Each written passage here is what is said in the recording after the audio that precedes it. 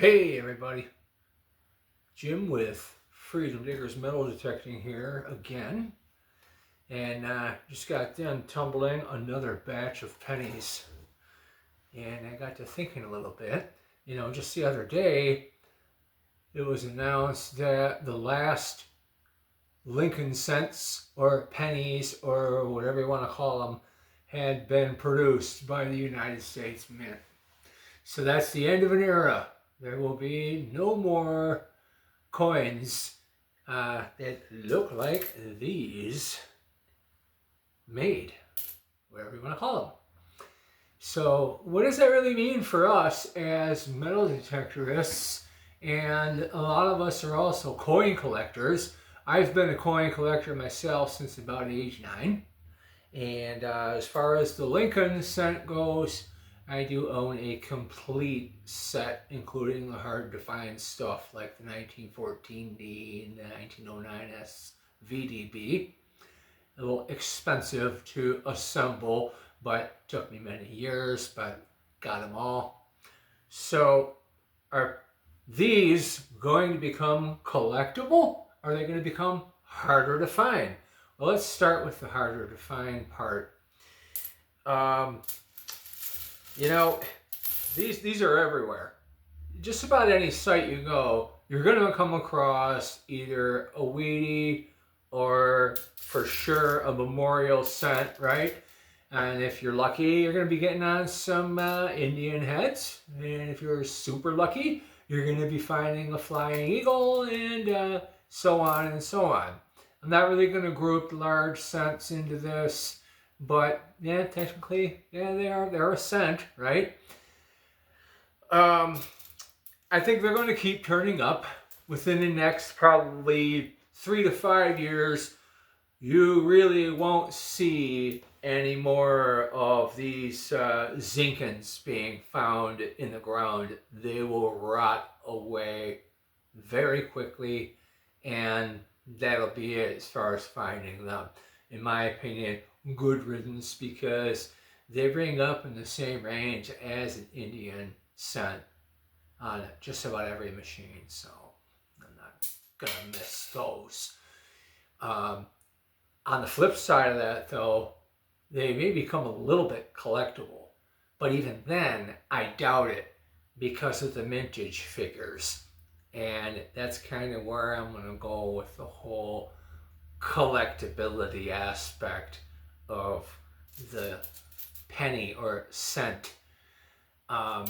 Mintage figures on these, aside from like the key dates, like the 1914D, 1922, 1931S, and so on and so on and so on, are relatively high, especially once you get into like the 1960s era. The 1956D was the first Lincoln cent to top the 1 billion mintage mark. And they pretty much stayed in the billions throughout the end of the 60s and all through the 70s and 80s and 90s and 2000s. 2, 3, 4, 5 billion coins made every single year. That is a lot of these coins. So people that are going to start hoarding them and filling up mason jars with them, thinking that someday, they're going to be leaving their kids a fortune. No, I got some bad news for you. They are probably not going to increase a lot in value. You might see some increases, a little, but nobody's going to have a gold mine if they have a jar full of these in 30, 40, 50 years. I just don't see it. Maybe in 100 years? Maybe. But people that hoarded, for instance, the 1943 steel, they're worth nothing, really. I mean, you can buy practically a mint state 1943 steel Lincoln cent relatively cheap. Why? Because so many of them exist in high grades because people stashed them away. It's the same thing with the 1964 Kennedy $50. People stashed them away. So there's a lot of them in existence that are in great shape. They're not considered rare.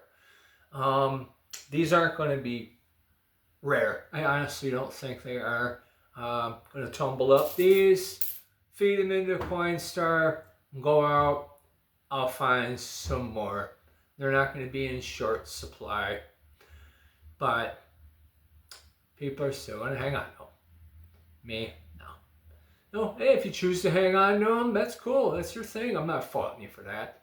But I wouldn't take it to the bank that you're going to have anything special or rare. So that's just my my 2 cents on the subject. And I hope you guys can get out there and, well, find more than just Lincoln Memorial pennies and enjoy yourselves. And of course, keep this hobby free by digging responsibly.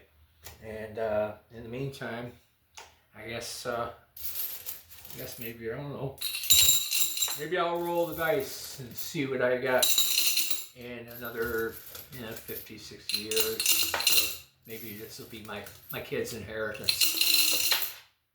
I'll see you next time. Thanks for watching.